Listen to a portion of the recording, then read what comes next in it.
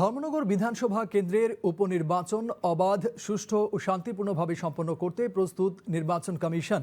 আগামীকাল সন্ধ্যা 5টায় শেষ হচ্ছে এই কেন্দ্রের সড়ক প্রচার।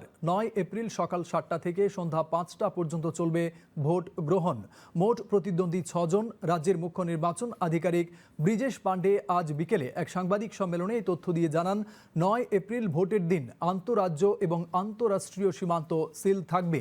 বিধানসভা কেন্দ্রের 55টি বুথের মধ্যে 11টি আদর্শ বুথ এবং সম্পূর্ণ মহিলা পরিচালিত বুথ থাকবে 11টি। 2টি করে বুথ থাকবে দিব্যাঙ্গজন এবং যুবদের দ্বারা পরিচালিত।